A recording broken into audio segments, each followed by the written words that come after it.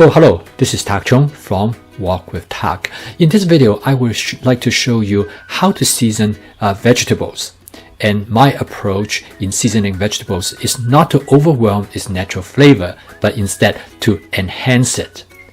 This seasoning mix is actually relatively simple. It has 6 components.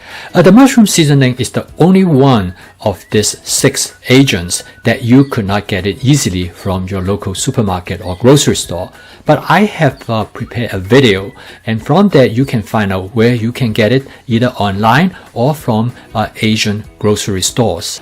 Depending on the dish that I cook, I usually use about 1 to 1.5 teaspoons of mushroom seasonings. Onion powder is the next major seasoning mix. Onion powder also brings savoriness to the vegetables. I usually use about half to 1 teaspoon of onion powder in this seasoning mix. The next ingredient in this seasoning mix is garlic powder. You might ask the question, why do I have to add garlic powder if I have already sauteed minced garlic in the beginning? The reason is that when you saute minced garlic, it do not actually add much garlic flavor, which will increase the savoriness of the dish. So consequently, I add about half teaspoon of garlic powder. The next ingredient of this seasoning mix is ginger powder. Ginger powder is also excellent for enhance the savoriness of the vegetable, but it has a rather strong the flavor, so I tend to be very careful. I normally add about 1/4 teaspoon of ginger powder to the seasoning mix. The next ingredient in the seasoning mix is paprika. I add about 1/8 teaspoon to the seasoning mix. The amount is so low that most people will not be able to detect it. However, paprika is able to elicit the natural flavor of vegetables.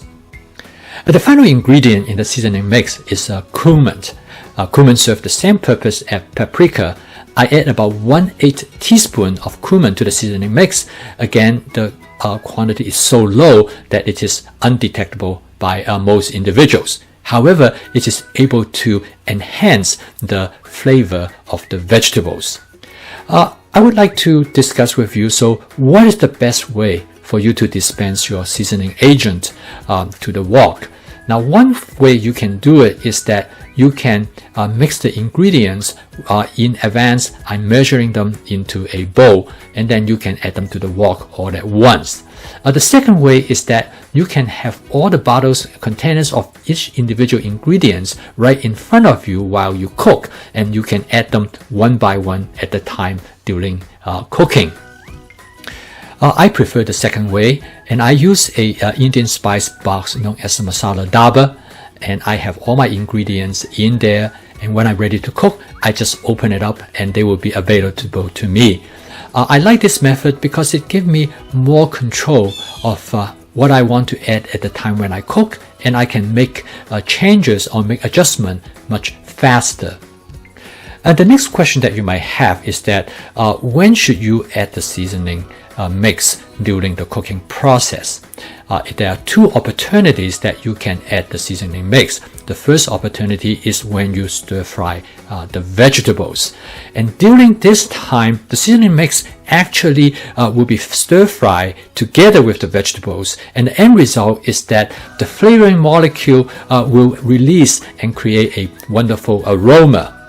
The second opportunity to add the seasoning mix is when you steam the vegetable. In this case, the seasoning mix directly dissolve or added to the fluid, and that actually will enhance the flavor of the dish.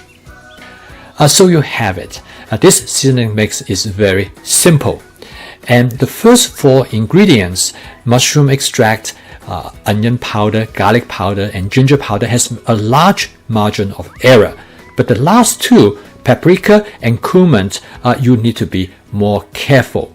So you can experiment with these different quantities, and from there you will find the flavor that you like.